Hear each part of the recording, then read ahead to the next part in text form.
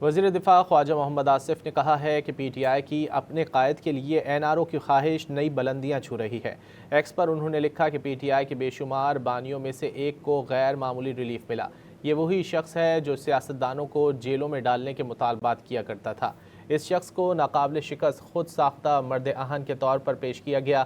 آج پوری جماعت اسے جیل سے ہسپتال منتقل کرانے کی فریادی ہے۔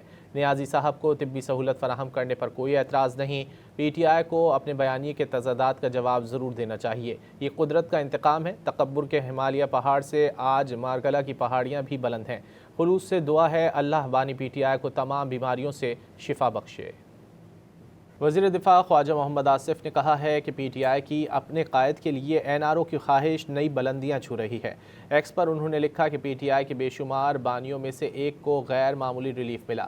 یہ وہی شخص ہے جو سیاستدانوں کو جیلوں میں ڈالنے کے مطالبات کیا کرتا تھا۔ اس شخص کو ناقابل شکست خود ساختہ مرد آہن کے طور پر پیش کیا گیا۔ آج پوری جماعت اسے جیل سے ہسپتال منتقل کرانے کی فریادی ہے۔ نیازی صاحب کو طبی سہولت فراہم کرنے پر کوئی اعتراض نہیں۔ پی ٹی آئی کو اپنے بیانیے کے تضادات کا جواب ضرور دینا چاہیے۔ یہ قدرت کا انتقام ہے۔ تکبر کے ہمالیہ پہاڑ سے آج مارگلہ کی پہاڑیاں بھی بلند ہیں۔ خلوص سے دعا ہے اللہ بانی پی ٹی آئی کو تمام بیماریوں سے شفا بخشے۔ وزیر دفاع خواجہ محمد آصف نے کہا ہے کہ پی ٹی آئی کی اپنے قائد کے لیے این آر او کی خواہش نئی بلندیاں چھو رہی ہے۔ ایکس پر انہوں نے لکھا کہ پی ٹی آئی کے بے شمار بانیوں میں سے ایک کو غیر معمولی ریلیف ملا۔ یہ وہی شخص ہے جو سیاستدانوں کو جیلوں میں ڈالنے کے مطالبات کیا کرتا تھا۔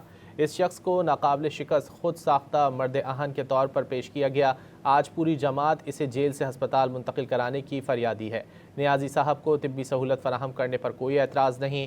پی ٹی آئی کو اپنے بیانیے کے تضادات کا جواب ضرور دینا چاہیے۔ یہ قدرت کا انتقام ہے۔ تکبر کے ہمالیہ پہاڑ سے آج مارگلہ کی پہاڑیاں بھی بلند ہیں۔